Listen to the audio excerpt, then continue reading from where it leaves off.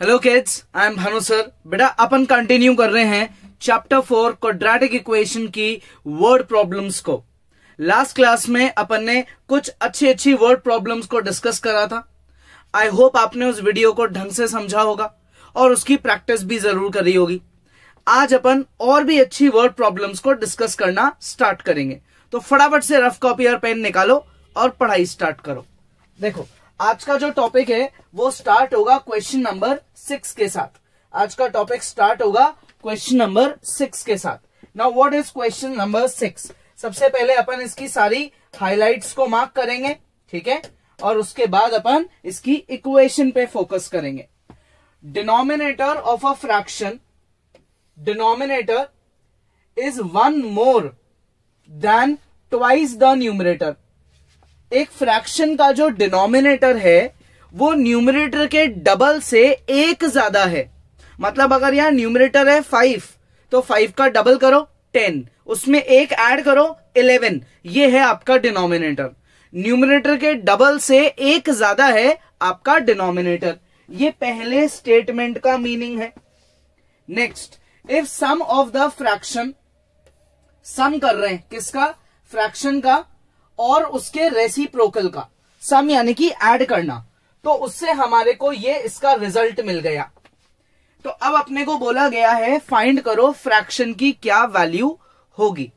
तो सबसे पहली चीज मैं यहां अज्यूम करता हूं, लेट न्यूमरेटर बी एक्स। मैंने न्यूमरेटर को मान लिया एक्स, सो देयरफॉर जो मेरा डिनोमिनेटर होगा वो कितना होगा? न्यूमरेटर के डबल से एक ज्यादा। तो न्यूमरेटर का डबल करो और उसमें एक और ऐड कर दो, ये मेरा डिनोमिनेटर है। सो देयरफॉर जो मेरा फ्रैक्शन है वो क्या बन गया? सबको पता है यार फ्रैक्शन कैसे बनता है, न्यूमरेटर अपॉन डिनोमिनेटर। ये मेरा फ्रैक्शन है। तो यार इसका रेसिप्रोकल क्या होगा? इसका रेसिप्रोकल होगा, इसका उल्टा कर दो, दैट इज उल्टा लिख दो 2x प्लस 1 अपॉन x। ये मेरे इस फ्रैक्शन का रेसिप्रोकल है। क्वेश्चन आपको ये समझा रहा है कि फ्रैक्शन को और उसके रेसिप्रोकल को अगर आपने ऐड कर दिया तो ये आपका रिजल्ट है। दैट इज अगर आपने ओरिजिनल नंबर को और उसके रिवर्स नंबर को आपस में ऐड कर दिया तो टोटल आएगा 216 अपॉन 21। ये हमारा टोटल आएगा। क्या ये मिक्स फ्रैक्शन है? बिल्कुल है। हम इसको सिंपल बनाएं, ऑब्वियसली बनाना पड़ेगा। इधर क्या करें, हम एलसीएम लेते हैं क्रॉस मल्टीप्लाई करके। तो x into x, this will become x square. 2x plus 1 उधर चले जाएगा तो ये बन जाएगा 2x प्लस 1 का होल स्क्वायर। दोनों डिनोमिनेटर्स आपस में क्या हो जाएंगे? मल्टीप्लाई हो जाएंगे। ये तो हुआ मेरा LHS। अब आते हैं किस पे? RHS पे। Now what is RHS? RHS पे दिमाग लगाते हैं। तो आपका जो RHS है उसको आप लिखोगे 2 इंटू 21 42। 42 में 16 ऐड करो, 48 प्लस 10 58 अपॉन 21। क्रॉस मल्टीप्लाई करेंगे, बिल्कुल करेंगे, ठीक है। तो 21 इधर आ जाएगा, 21 X square plus 4x square plus 4x plus 1। ये क्या चीज आई? ये है a प्लस बी का whole square. a square plus 2ab plus b square. इन दोनों का प्रोडक्ट उधर ट्रांसफर हो जाएगा। ये हो गया 2x स्क्वायर प्लस x, ये उधर ट्रांसफर हो गया, ठीक है। 21 का अंदर प्रोडक्ट कर देंगे, 58 का उधर प्रोडक्ट कर देंगे। x square plus 4x square, this will become 5x square. 5 into 21, this will become 105x square. 21 into 4, ये बन जाएगा 84x। 21 इंटू 1, ये बन जाएगा 21। LHS आ गया। 58 का डबल, 50 का डबल 100, 8 का डबल 16, ऐड करा तो 116 x square. 58 into x, this will become 58x। अब अपन एक काम करते हैं, अपन इन सारी टर्म्स को तीनों को उठा के उधर ले जाते हैं। तो ये 105x स्क्वायर उधर जाएगा तो 116 से माइनस होगा, बचेगा 11x²। 84x उधर जाएगा तो 58 से जाके माइनस होगा। तो एक काम करते हैं, 84 माइनस 58, 58 माइनस 84 करना है ना।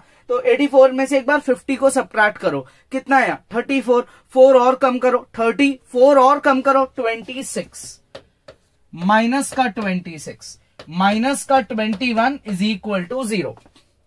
अब ये मेरी क्या बन चुकी है, ये मेरी क्वाड्रेटिक इक्वेशन बन चुकी है। ये मेरी क्वाड्रेटिक इक्वेशन है। मुझे इसकी मिडिल टर्म स्प्लिटिंग करनी है, जो आप लोगों को अब काफी अच्छी तरह आती है। तो एक बार आप वीडियो पॉज करो, आराम से इसकी रीडिंग करो, इस क्वाड्रेटिक की मिडिल टर्म स्प्लिटिंग खुद से ट्राई करो, और x की 2 वैल्यूज आएगी। अगर कोई भी एक वैल्यू नेगेटिव आती है या फ्रैक्शन में आती है तो उसको रिजेक्ट कर देना, पॉजिटिव वैल्यू को सिलेक्ट कर देना। ठीक है, तो जब आप इसको सॉल्व करोगे तो आपकी जो फाइनल x की वैल्यू है वो आएगी 3। पॉज करो और एक बार इसकी मिडिल टर्म स्प्लिटिंग ट्राई करो। देखो भाई, ये थी क्वाड्रेटिक इक्वेशन, ये मैंने लगाया मिडिल टर्म स्प्लिटिंग का लॉजिक। आई होप आपने भी यही किया होगा। फिर भी नहीं आया तो एक बार समझ लो। सबसे आगे है 11, लास्ट में है 21, इनका हमने किया प्रोडक्ट। 21 के फैक्टर करे 3 और 7, 11 और 3 का प्रोडक्ट करा 33, 7 और 33 को माइनस करेंगे तो आएगा माइनस का 26, जो कि हमारी मिडिल टर्म है। तो हमने मिडिल टर्म के स्प्लिटिंग कर दी, उसके 2 टुकड़े कर दिए, कॉमन लेके फैक्टर्स बनाए। अब मैं x माइनस 3 को 0 पुट करूंगा, उससे मेरी x की वैल्यू निकल जाएगी 3, पॉजिटिव वैल्यू है। 11x प्लस 7 को मैं 0 पुट करूंगा तो x की वैल्यू निकलेगी नेगेटिव और साथ में फ्रैक्शन। तो ऑब्वियसली मैं इस वैल्यू को क्या कर दूंगा, रिजेक्ट कर दूंगा, और ये वैल्यू मेरा आंसर बन गई। तो क्वेश्चन के अकॉर्डिंग मैं यहां लिखूंगा कि जो मेरा न्यूमरेटर है वो तो हो गया 3। क्वेश्चन में क्या बोला गया था, क्वेश्चन में बोला गया था डिनोमिनेटर न्यूमरेटर के डबल से 1 ज्यादा है। तो डिनोमिनेटर न्यूमरेटर के डबल से 1 ज्यादा है, तो डिनोमिनेटर निकला 7। हेंस मेरा जो नंबर है वो हो गया 3/7। ये मेरा फाइनल आंसर है। तो एक बार आप पॉज करो, चेक करो, कोई डाउट है, कोई गलती है, इसको ठीक करो। ठीक है, नेक्स्ट क्वेश्चन क्या है, इसकी भी पहले हाईलाइट सारी मार्क करेंगे, फिर इसकी इक्वेशन बनाएंगे। 7 years ago, 7 साल पुरानी बात हो रही है। Chhotu's age was 5 times square of Motu's age. Chhotu की एज 5 गुना थी स्क्वायर ऑफ मोटूज एज। मतलब यार, अगर मोटू की एज थी 2 तो 2 का स्क्वायर करो 4, 4 को 5 से मल्टीप्लाई करो 20, ये आएगी छोटू की एज। ये 7 साल पहले की कहानी है। अब आगे 3 years hence, मतलब अब आप 3 साल फ्यूचर में चले जाओ, 3 साल आगे बढ़ जाओ। यानी कि एक बार तो आप प्रेजेंट से 7 साल पहले की बात कर रहे थे और अब आप प्रेजेंट से 3 साल आगे की बात कर रहे हो। तो अब क्या होगा, 3 years hence जो मोटू की एज है वो 2/5 हो जाएगी छोटू की एज का, हो जाएगी। देखो विल बी लिखा है, फ्यूचर टेंस यूज कर रहे हैं। फाइंड करो प्रेजेंट एज दोनों की। ठीक है, अपने को प्रेजेंट एज फाइंड करनी है। अब आप जरा क्वेश्चन पे दोबारा फोकस करो। पूरे क्वेश्चन में प्रेजेंट एज की कहीं बात नहीं हो रही। पहले इन्होंने बोला 7 years ago, अब ये बोल रहे हैं 3 years hence, लेकिन पूछ रहे हैं प्रेजेंट एज। आ गई बात समझ में? This question is very important. तो अपन इसमें क्या करेंगे, अपन यहां सबसे पहले लिखेंगे लेट 7 years ago, ये मैं केस बनाता हूं। छोटू की जो एज है उसको मैं क्या अज्यूम कर लेता हूं, x। ठीक है, या एक काम करते हैं, छोटू की एज तो मोटू के स्क्वायर का 5 गुना है, तो थोड़ा सा चेंज लाते हैं। ठीक है ना, मोटू की एज को अपन x मानते हैं, मोटूज एज क्या मान लेते हैं, x। सो देयरफॉर क्वेश्चन के पहली हिंट के अकॉर्डिंग जो छोटू की एज है वो क्या हो जाएगी, छोटू की एज हो जाएगी 5 times square of Motu's age. Chhotu की एज हो जाएगी मोटू के एज के स्क्वायर का 5 गुना। ये 7 साल पुरानी कहानी है। अब बात करते हैं किसकी? प्रेजेंट एज की। प्रेजेंट एजेस ऑफ किसकी? सबसे पहले छोटू की और फिर मोटू की, दोनों की प्रेजेंट एज लिखेंगे। अगर मैंने बोला कि 7 साल पहले एक बच्चा 10 साल का था, 7 साल पहले एक बच्चा 10 साल का था, तो वो आज कितने साल का है? तो आप बोलोगे यार 7 साल पहले अगर 10 साल का था तो 10 में 7 ऐड कर दो, तो आज उस बच्चे की एज हुई 17। यानी कि अगर ये इनकी 7 साल पुरानी एज है तो प्रेजेंट एज निकालने के लिए मुझे 7 ऐड कर देना चाहिए। तो मोटू की एज हो जाएगी x + 7 और छोटू की एज हो जाएगी 5x स्क्वायर + 7। देखो 7 इयर्स अगो का केस हो गया है, प्रेजेंट एज का केस हो गया है। अब बात करते हैं फ्यूचर की, ठीक है। 3 इयर्स हेंस, यानी कि 3 साल फ्यूचर में जाते हैं। ये छोटू की प्रेजेंट एज है, ये मोटू की प्रेजेंट एज है। तो 3 इयर्स हेंस इनकी एज क्या हो जाएगी भाई? 3 साल आगे अगर हम जाएंगे तो छोटू की एज और मोटू की एज, प्रेजेंट एज से 3 साल आगे जा रहे हो तो प्रेजेंट एज में 3 ऐड कर दो, तो 7 + 3 ये तो हो जाएगी छोटू की एज, 7 + 3 ये हो जाएगी मोटू की एज। समझ गए? प्रेजेंट एज में हम 3 साल ऐड करेंगे तब जाके फ्यूचर में जाएंगे, तो हमने 3 ऐड कर दिया। अब क्वेश्चन क्या बोल रहा है? अब क्वेश्चन की नेक्स्ट स्टोरी क्या है? 3 years hence Motu's age will be 2/5 of Chhotu's age. यानी कि जब आप 3 साल फ्यूचर में चले जाओगे तो जो मोटू की एज होगी वो 2/5 हो जाएगी किसकी? छोटू की एज की। आई होप यहां तक समझ आ गया होगा। अब आपको क्लियर हो गया होगा देखो कि अब 1-2 स्टेप के अंदर क्वाड्रेटिक बनने ही वाली है। क्वाड्रेटिक बनते ही वीडियो पॉज करेंगे और मिडिल टर्म स्प्लिटिंग को खुद से जरूर ट्राई करेंगे। 5x + 50 10x स्क्वायर + 20, इन सबको उधर ले जाते हैं, ठीक है। तो ये हो जाएगा 10x स्क्वायर माइनस का 5x, 50 इधर आके माइनस होगा, माइनस का 30 = 0। अब मैं इन सबको 5 से क्या कर सकता हूं? इन सबको मैं 5 से डिवाइड कर सकता हूं। तो ये हो जाएगा 2x square minus x minus 6 = 0। 2 × 6 होता है 12। 12 के फैक्टर्स करेंगे, हमने लिखा माइनस का 4 और प्लस का 3, ये 12 के फैक्टर्स हो गए। शुरू की 2 टर्म्स में से 2x कॉमन आ गया है, आगे की 2 टर्म्स में से 3 कॉमन आ गया है। ये हमारी मिडिल टर्म स्प्लिटिंग हो गई। 2x + 3 और x - 2 = 0। मैं इनको सेपरेटली 0 के इक्वल पुट करूंगा। पहले मैं x - 2 को 0 पुट कर देता हूं, तो उससे x की वैल्यू निकलेगी 2, जो कि पॉजिटिव वैल्यू है, जो बिल्कुल सही होगी। दूसरी वैल्यू रिजेक्ट हो सकती है। 2x + 3 = 0, x की वैल्यू आई -3/2, which is obviously not possible. Reason, क्योंकि हम यहां बात कर रहे हैं किसकी? एजेस की। एज नेगेटिव नहीं हो सकती।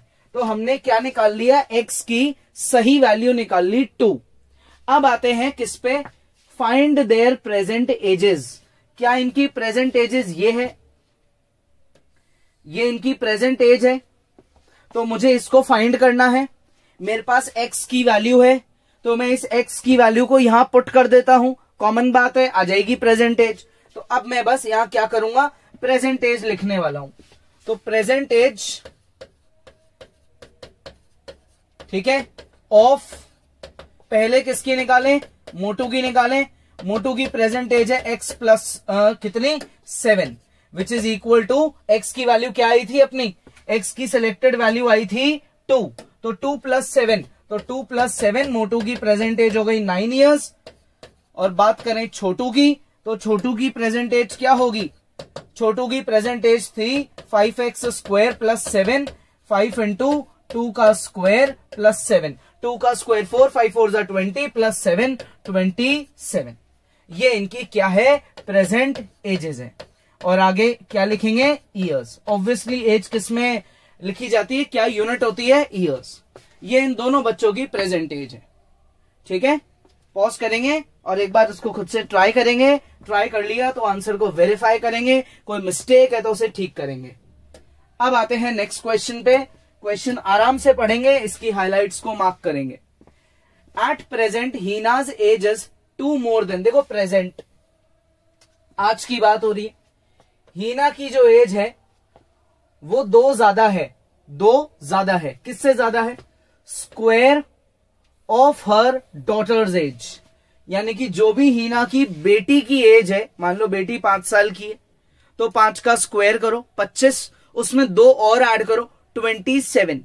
ये हीना यानी कि मदर की एज है। When she grows, when she, यहां पे जो शी वर्ड है वो किसको रिप्रेजेंट कर रहा है? यहां ये शी वर्ड रिप्रेजेंट कर रहा है डॉटर को। ठीक है, बेसिक इंग्लिश सेंटेंस को लिंक करना है हमको। व्हेन शी ग्रोज यानी कि when daughter grows to her mother's present age, जब वो बच्ची अपनी मम्मी की प्रेजेंट एज के बराबर पहुंच जाएगी। यानी कि मैंने अभी क्या एग्जांपल दिया, बच्ची 5 साल की है तो मदर 27 ईयर्स की है। यानी कि जब वो बच्ची 5 से 27 साल 27 पे पहुंच जाएगी तो ऑब्वियसली मदर की भी एज बढ़ेगी। ठीक है, तो उस समय क्या होगा? हीनाज एज वुड बी, उस समय हीना की age when she grows to mother's present age, Heena's age would be 1 year less than 10 times present age of daughter. Heena की क्या एज हो जाएगी? 1 year less than 10 times present age of daughter. दोनों की present as निकालनी है। ठीक है, दोनों की क्या निकालनी है? Present age. करें, क्वेश्चन सॉल्व करें। सबसे पहले अजम्पशन करते हैं। तो अजम्पशन क्या होगा हमारा? Let present age of daughter, present age of daughter क्या है? x years। क्वेश्चन में यह बोला गया है हीना यानी कि मदर की एज 2 ज्यादा है अपनी बेटी के स्क्वायर की एज का। तो बेटी के एज का स्क्वायर करो, 2 ऐड करो तो मदर की एज आ जाएगी। देयरफॉर प्रेजेंट एज ऑफ हीना क्या हो जाएगी? स्क्वायर करो और 2 ऐड कर दो। ये प्रेजेंट एज है। देखो ये बेटी की एज है, ये उसकी मम्मी की एज है। ऑब्वियसली मम्मी की एज ज्यादा होगी, बच्चे की एज कम होगी, तो इनकी एज का डिफरेंस निकालते हैं। डिफरेंस ऑफ एजेस, क्या डिफरेंस है? मदर की एज माइनस डॉटर की एज, यही तो डिफरेंस है दोनों की एज में। मदर की एज माइनस डॉटर की एज, ये दोनों की एज का डिफरेंस है। तो अब मैं यहां एक नया केस बनाऊंगा। आफ्टर दीज मेनी ईयर्स, इतने सालों के बाद क्या होगा? मैं ऐसा क्यों कर रहा हूं? ये डिफरेंस करा, ये आफ्टर लिखा, क्यों लिखा? देखो क्वेश्चन आगे पढ़ो। When daughter grows to her mother's present age, मैंने आपको एक एग्जाम्पल दिया था कि जो डॉटर है वो 5 साल की है और जो उसकी मदर है वो 27 ईयर्स की है, अकॉर्डिंग टू दिस इक्वेशन। ठीक है, तो इनकी एजेस में जो डिफरेंस है वो कितने का हुआ? वो हुआ 22 ईयर्स का। अब हम ये चाहते हैं कि जो डॉटर है वो खुद की मदर की एज तक पहुंच जाए, यानी कि 22 मुझे ऐड करना पड़ेगा ना। मतलब मैं 22 साल बाद की बात कर रहा हूं अब। तो 22 साल बाद डॉटर की एज हो जाएगी जो मदर की पुरानी प्रेजेंट एज थी उसके बराबर, और मदर की नई प्रेजेंट एज ये हो जाएगी। ऑब्वियसली मदर अभी भी बड़ी रहेगी, कॉमन सी बात है, लेकिन डॉटर 5 से 27 तक पहुंच गई जो मदर की पुरानी प्रेजेंट एज थी। तो हम इस केस को डिस्कस कर रहे हैं, इसलिए हमने यहां पे क्या कर दिया? डिफरेंस कर दिया। और अब जो डिफरेंस है हम उतने साल आगे बढ़ा देंगे इन दोनों की एजेस को, ठीक है, तभी तो क्वेश्चन की अपन सेकंड इक्वेशन बना पाएंगे, कॉमन बात है। तो अब अपन यहाँ पे इतने साल बाद का डिस्कशन कर रहे हैं, तो इतने साल बाद क्या होगा, इतने साल बाद डॉटर की एज हो जाएगी, डॉटर्स एज क्या हो जाएगी भाई, डॉटर्स एज हो जाएगी x plus x square plus 2 minus x, यानी कि डॉटर्स एज हुई एक्स स्क्वायर प्लस 2। देखो मदर की पुरानी प्रेजेंट एज तक पहुंच गई, और मदर की एज यानी कि हीना की एज क्या हो जाएगी, हीनाज एज क्या हो जाएगी भाई, मदर की एज। इतने साल मदर में भी तो जोड़ोगे, ऐड करो ये चीज, x square plus x square 2x square, 2 plus 2 4 और माइनस का x। इतने साल हमने बच्चे में भी ऐड कर दिए और मदर में भी ऐड कर दिए, यानी कि अब हमको जिन एजेस के बारे में बात करनी है वो ये है, ठीक है, ये है बच्चे की एज, ये है उसकी मदर की एज। अब आपको इतने साल बाद का डिस्कशन करना है। तो अब क्वेश्चन में आगे क्या लिखा है देखो, Heena's age would be 1 year less than 10 times present age of daughter, यानी कि इतने सालों के बाद जो हीना की एज होगी, वो एज खुद के डॉटर के प्रेजेंट एज के 10 times से एक कम होगी। इतने सालों बाद जो इस हीना की एज होगी वो खुद की डॉटर के 10 times ऑफ प्रेजेंट एज से एक कम होगी, यही तो लिखा है। हीनाज एज वुड बी, जो हीना की एज होगी फ्यूचर में, वो एज क्या होगी, 1 year less than 10 times present age of daughter, तो डॉटर की प्रेजेंट एज x। अब आप इनको उधर ले जाओ, तो ये हो गया 2x स्क्वायर माइनस का 11x प्लस का 5 इक्वल टू 0। अब मैं इस क्वाड्रेटिक की मिडिल टर्म स्प्लिटिंग कर दूंगा, तो ये मेरे फैक्टर्स निकलेंगे, माइनस का x माइनस का 10x plus 5 equal to 0। x common लिया, अंदर आया 2x माइनस 1, इधर से माइनस कॉमन लिया तो अंदर आया 2x माइनस 1 इक्वल टू 0, ठीक है। तो इससे एक तो वैल्यू आई x माइनस 5 और एक आया 2x माइनस 1 इक्वल टू 0। तो x की एक वैल्यू तो क्या निकल गई 5, और एक वैल्यू क्या निकल गई x की 1/2। ऑब्वियसली ये वैल्यू गलत है, एज फ्रैक्शन में हो नहीं सकती, तो हम इस वाली वैल्यू को रिजेक्ट कर देंगे। तो जो हीना है उसकी प्रेजेंट एज क्या है 5 years। तो बस लास्ट में आपको क्या करना है, स्टेटमेंट लिखना है, therefore present age of Heena, है ना, वही तो पूछी गई थी, present age of daughter present age of daughter की प्रेजेंट एज क्या है, जो हमने x की वैल्यू मानी है, तो x की वैल्यू क्या है 5, तो डॉटर की प्रेजेंट एज है 5 साल। डॉटर प्रेजेंट एज यानी कि आज डॉटर 5 साल की है। क्लियर, आ गया समझ में, इजी है। पॉज करेंगे और एक बार इसको ट्राई करेंगे। ये वाली जो चीज है ये बहुत ज्यादा इंपॉर्टेंट है, जो क्वेश्चन की सेकंड लैंग्वेज है उसको समझना बहुत इंपॉर्टेंट है। तो एक बार पॉज करके इसको ट्राई करो। नेक्स्ट क्वेश्चन देखो भाई, ये बहुत अच्छा क्वेश्चन है यार, बहुत अच्छा क्वेश्चन है। चाहो तो पॉज करके आप इसको खुद से जरूर ट्राई करो। देखो, out of a number of sarus birds, कुछ बर्ड्स की बात हो रही है। Out of a number of sarus birds 1/4 of the number are moving in lotus plants. Total birds का 1/4 बर्ड्स लोटस प्लांट में गई।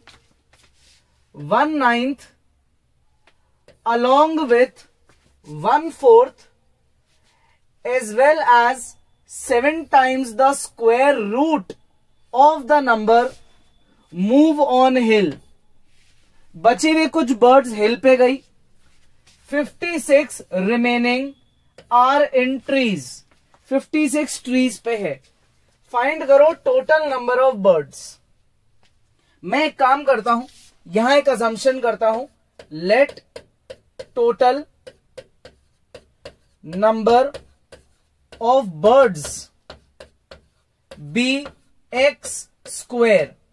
टोटल नंबर ऑफ बर्ड्स क्या है? X square. ये मैंने मान लिया। यार हर बार एक्स मानते थे, इस बार एक्स स्क्वायर क्यों मान लिया? एक्स स्क्वायर मानने का जो रीजन है वो है ये square root of the number. X square मानने का जो रीजन है वो क्या है? ये लाइन इसका रीजन है। यहां पे क्वेश्चन में स्क्वायर रूट की बात हो गई, तो अगर मैं x मान के चलूंगा तो ठीक है, लेकिन मुझे रूट x लगाना पड़ेगा। अगर मैं x स्क्वायर मान के चलूंगा तो वो क्या बन जाएगा? Root of X square x बन जाएगा। क्लियर? आप अगर इनकेस आपको इससे दिक्कत हो रही है तो आप इस एक्स स्क्वायर को यहां से हटा भी सकते हो और नॉर्मल x मान के क्वेश्चन भी सॉल्व कर सकते हो। ठीक है ना? ये मैं नॉर्मल x मान के भी सॉल्व कर सकता हूं, इससे भी कर सकते हैं, एक्स स्क्वायर से भी कर सकते हैं। तो एक काम करते हैं, पहले x के थ्रू ही करते हैं क्वेश्चन सॉल्व। ठीक है, टोटल नंबर ऑफ बर्ड्स मैंने मान ली कितनी? x। Total number of birds क्या है? x। अब कितनी बर्ड्स है जो लोटस प्लांट पे गई? लोटस प्लांट पे जो बर्ड्स गई वो कितनी है? लोटस प्लांट्स पे जो बर्ड्स गई वो है 1/4 ऑफ द नंबर का 1/4। इतनी बर्ड्स। कितनी बर्ड्स हैं जो कहां गई? अपने हिल पे गई। कितनी बर्ड्स है जो हिल पे गई? देखो 1/9 coupled along with 1/4 as well as 7 times the square root move on hill। इतनी बर्ड्स हिल पे गई। कितनी बर्ड्स है जो ट्रीज के पास है? जो बर्ड्स ट्रीज के पास है वो है 56। यानी कि टोटल बर्ड्स कितनी थी? x। ये टोटल बर्ड्स की 1/4 बर्ड्स तो चली गई लोटस प्लांट पे। इतनी बर्ड्स जो है 1/9 coupled with 1/4 7 times square root, ये चली गई हिल पे। टोटल बर्ड्स की 1/4 बर्ड्स तो कहां चली गई? अपने लोटस प्लांट पे। इतनी बर्ड्स कहां चली गई? अपने हिल पे चली गई। और जो बच गई बर्ड्स वो कितनी है? 56। यानी कि जो पूरा टोटल था x उसको आपने 3 हिस्सों में बांट दिया। जो पूरा टोटल था x उसको आपने 3 हिस्सों में बांट दिया। तो यार अगर मैं इन 3 हिस्सों को वापस से ऐड करने बैठ जाऊंगा तो टोटल ही तो निकलेगा। अगर मैंने इन 3 हिस्सों को वापस से ऐड कर दिया तो फिर से टोटल ही तो निकलेगा।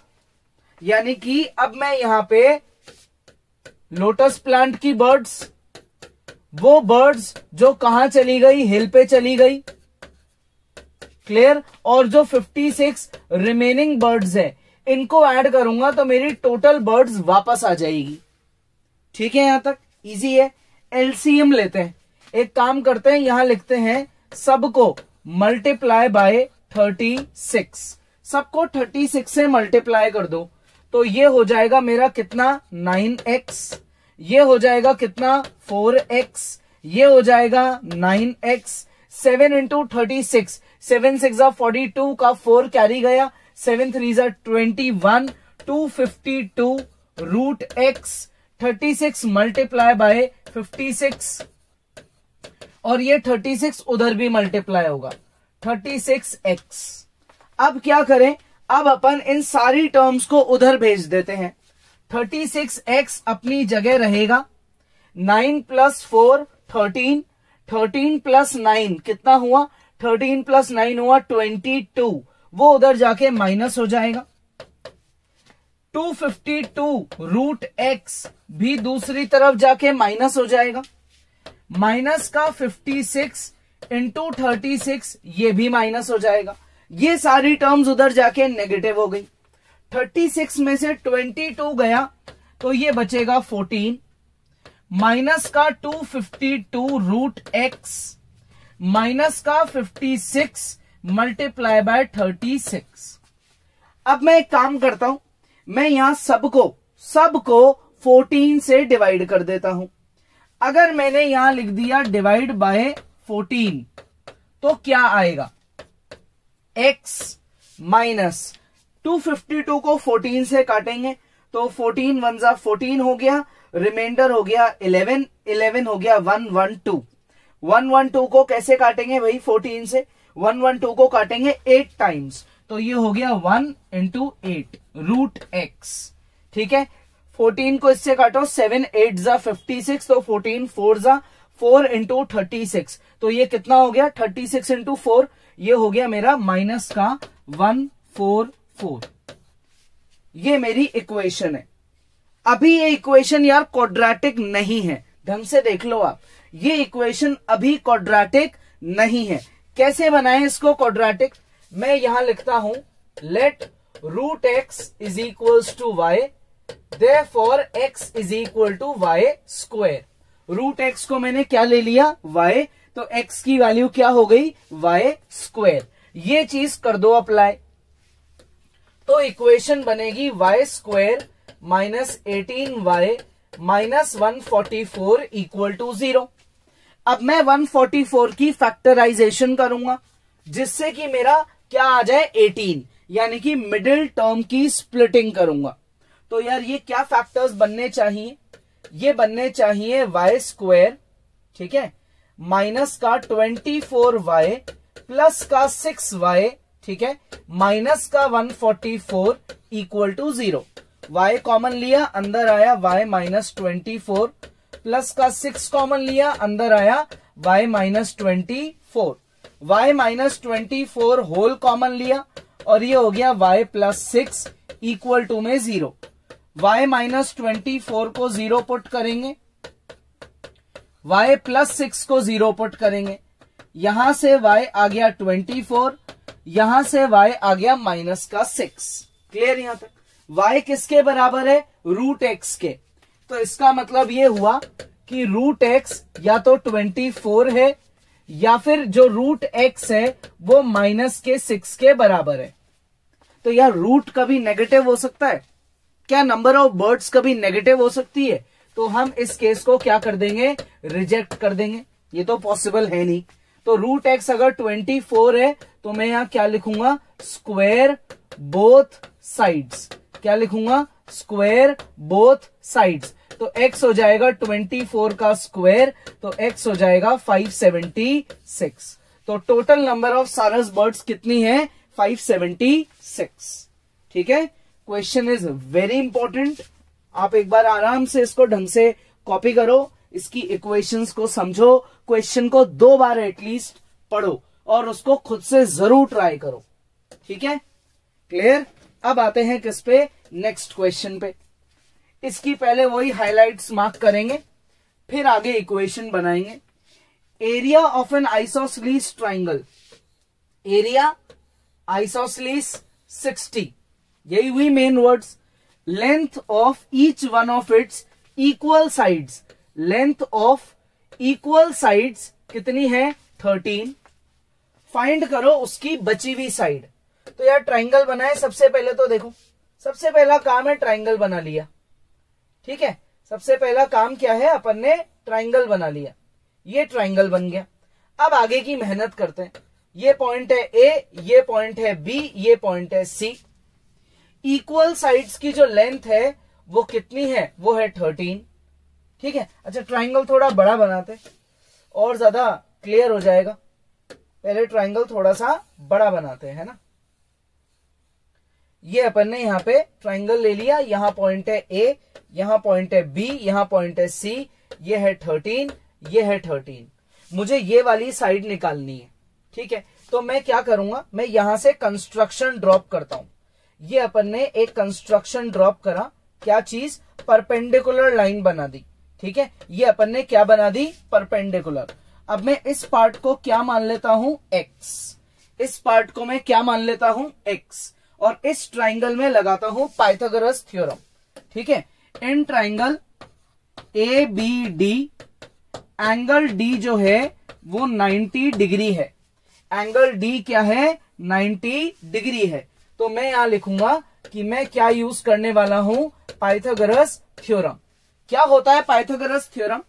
ए बी स्क्वायर, ठीक है, यानी कि अच्छा चलो पहले पाइथागोरस थ्योरम लिखते हैं। A B square is equal to A D square, ठीक है, और माइनस का बी डी स्क्वायर प्लस का बी डी स्क्वायर।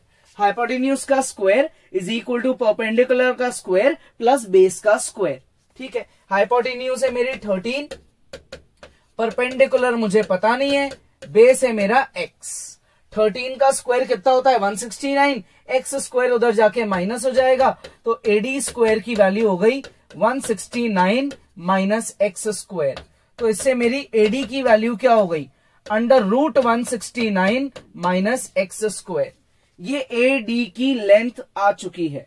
ये AD क्या है, ये AD अपने इस ट्राइंगल की हाइट है। ये क्या है, इसकी हाइट है। और जो कंप्लीट बेस है वो क्या होगा 2x। कंप्लीट बेस क्या होगा 2x। BC is twice of BD which is equal to 2x। जो मेरा पूरा बेस है वो कितना है 2x। ये हाइट है, ये बेस है। अब आते हैं किस पे, एरिया पे। किसका एरिया निकालेंगे, अपने ट्राइंगल ABC का, जो कि क्या होगा half into base into height. Base कितना है 2x, एरिया कितना है भाई 60 is equals to half into base into height कितनी है, हाइट है under root 169 minus x square. ये 2 से ये 2 कट गया। अब दोनों तरफ स्क्वायर कर दो। 3600 is equal to x square 169 minus x square. X square को कर दो अंदर multiply. 3600 is equal to 169 x square minus x की पावर 4। ठीक है, 360 इन दोनों को उधर ट्रांसफर करो तो ये हो गया एक्स की पावर 4 माइनस 169 एक्स स्क्वायर और प्लस का 3600 इज इक्वल टू 0। ये मेरी बन गई क्या इक्वेशन। क्या बन गई है ये मेरी इक्वेशन बन गई है। अब मुझे इसकी क्या करनी है, मिडिल टर्म स्प्लिटिंग करनी है ताकि जो उससे मेरा आंसर है वो निकल जाए। तो मिडिल टर्म स्प्लिटिंग क्या करें, इसकी क्या मिडिल टर्म स्प्लिटिंग हो सकती है ये सोचेंगे अपन। ठीक है ना, तो अब इसके फैक्टराइजेशन करेंगे 3600 के, जिससे कि अपने पास क्या आ जाए 169 आ जाए। 3600 की फैक्टराइजेशन करेंगे जिससे कि अपने पास 169 आ जाए। ठीक है, क्लियर यहां तक। तो 3600 की वीडियो पॉज करो और फैक्टराइजेशन करो। तो अब देखो भाई, ये अपनी क्वाड्रेटिक इक्वेशन है, इसकी अपन आगे फैक्टराइजेशन करेंगे। तो अपन इस 169 को क्या लिखेंगे, अपन इस 169 को लिखेंगे माइनस का 144x स्क्वायर माइनस का 25x स्क्वायर प्लस का 3600 इक्वल टू 0। ये हो गई मिडिल टर्म स्प्लिटिंग। शुरू के दो में x स्क्वायर कॉमन आ रहा है, आगे के दो में माइनस का 25 कॉमन आ रहा है। शुरू के दो में x स्क्वायर कॉमन लिया, अंदर आया x स्क्वायर माइनस 144, आगे के दो में 25 माइनस का कॉमन आया। ठीक है, x square minus 144 into x square minus 25 is equal to 0। X square minus 144 equal to 0। इससे एक्स स्क्वायर निकला पॉजिटिव 144, एक्स निकला 12। X square minus 25 equal to 0, तो एक्स स्क्वायर निकला पॉजिटिव 25, तो एक्स निकला 5। तो जो मेरा पूरा बेस है, base of triangle ABC, BC जो मेरा पूरा बेस है जो 2x के इक्वल है, करो इसका डबल, वो या तो आएगा 24 या फिर वो आएगा कितना 10। ये आएगा 24 या फिर कितना आएगा 10। ये मेरे ट्राइंगल का रिक्वायर्ड बेस है। ठीक है, तो अगर आपने खुद ने ट्राई करा है तो वेरी गुड, ये आपका आंसर आना चाहिए। नहीं करा है तो this middle term splitting is important, इसको आप खुद से एक बार जरूर करो। ठीक है, क्लियर, इजी है। तो एक बार पॉज करेंगे, जितने भी आज क्वेश्चंस करे हैं उनको हर बार खुद से ढंग से ट्राई करेंगे। नहीं करा है तो प्लीज कॉपी मत करो, समझ तो लिया ही है एक एक स्टेप। अब आप खुद से ट्राई कर लो, कोई चीज नहीं आए, कोई डाउट हो, कोई क्वेरी हो तो आप वीडियो को दोबारा देखो। ठीक है, नेक्स्ट क्लास में आगे पढ़ेंगे।